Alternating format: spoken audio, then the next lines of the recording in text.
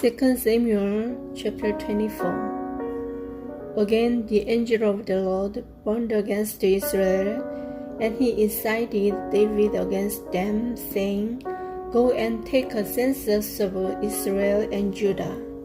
So the king said to Joab and the army commanders with him, Go throughout the tribes of Israel from Dan to Beersheba, and enroll the fighting men, so that I may now know how many there are.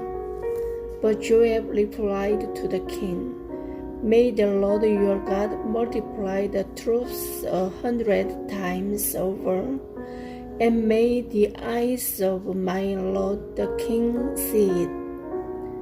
But why does my lord the king want to do such a thing? The king's word, however, overruled Joab and the army commanders, so they left the presence of the king to enroll the fighting men of Israel. After crossing the Jordan, they camped near Aroel, south of a town in the gorge, and then went through Gad and onto Jazer.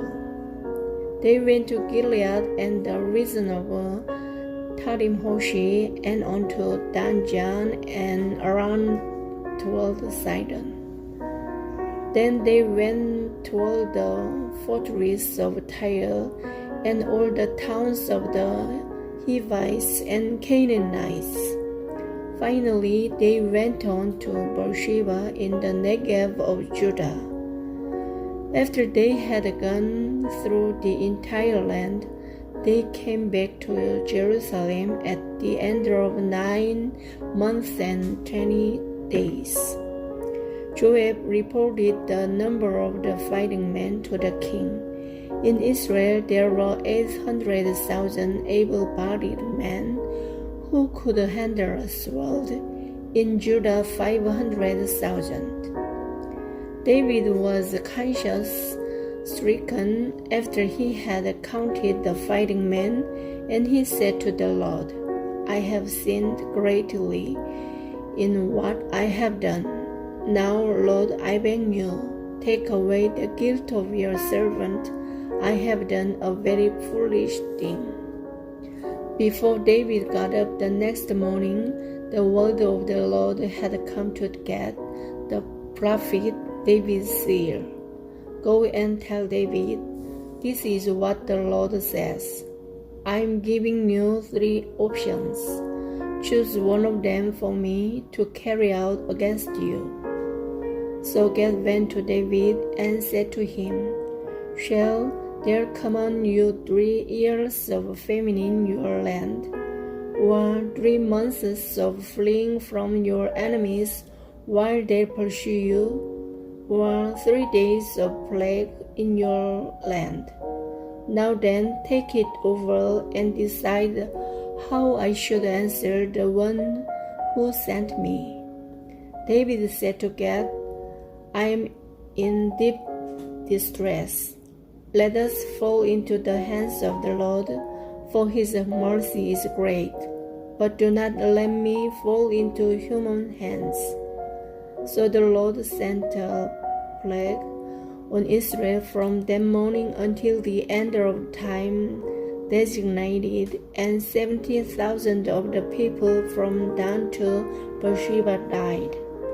When the angel stretched out his hand to destroy Jerusalem, the Lord relented concerning the disaster and said to the angel who was afflicting the people, Enough, withdraw your hand. The angel of the Lord was then at the threshing floor of Uranah the Jebusite. When David saw the angel who was striking down the people, he said to the Lord, I have sinned. I, the shepherd, have done wrong. The robbers' sheep, what have they done? Lend your handful on me and my family.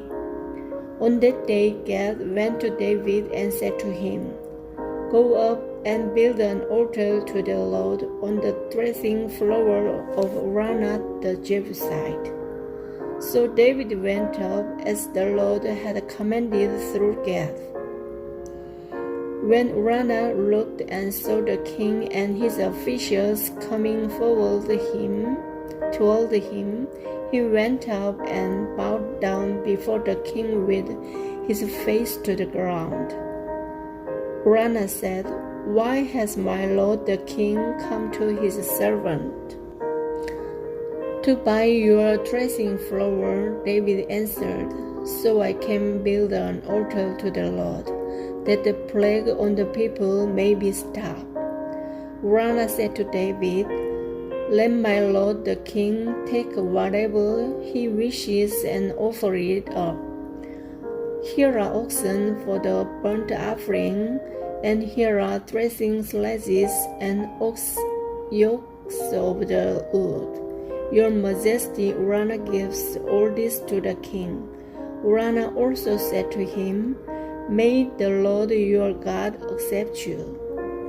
But the king replied to Araunah, "No, I insist on paying you for it. I will not sacrifice to the Lord my God burnt offerings that cost me nothing." So David bought the threshing floor and the oxen and paid 50 shekels of silver for them. David built an altar to the Lord there and sacrificed burnt offerings and fellowship offerings. Then the Lord answered his prayer in behalf of the land, and the plague on Israel was stopped.